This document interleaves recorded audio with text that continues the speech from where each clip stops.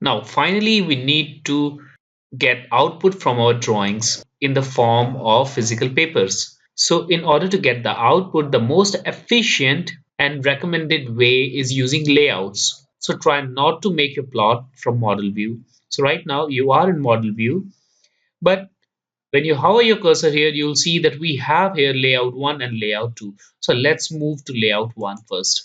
Now here we have a viewport and a sample of our drawing here in this viewport. So let's go and delete this viewport.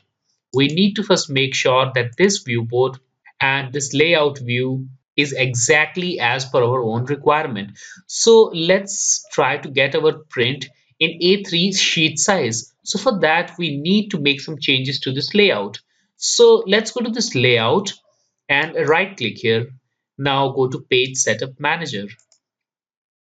Now this page setup manager will list all the layouts which we have. So let's go to the layout one and click on modify.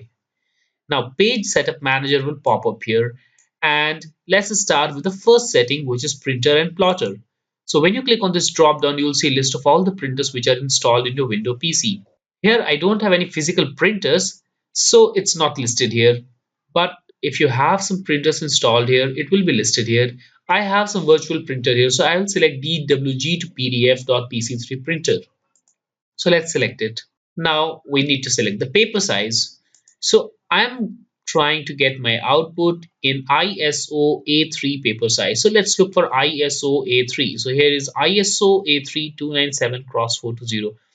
So this will be the paper size in which I'll try to get my output. So let's click on this paper size. Now the plot area.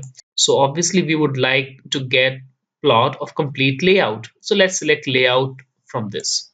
And now don't make any changes in plot offset and in plot scale. Let's keep them as they are. Now there are also some changes that you can make here in plot style table. So generally some designing firms have their own plot style tables, and you can use the custom plot style table from this drop down. So let's go to this drop down, click on new, and now you can create your own plot style, or you can import plot style which I have provided to you by your design company. So right now I'm not using any plot style. We'll look into this later on. We have some options here that also we'll talk about. So make sure now that landscape is selected here and click on OK and click on close. So now this paper size is A3. The next step is adding title block.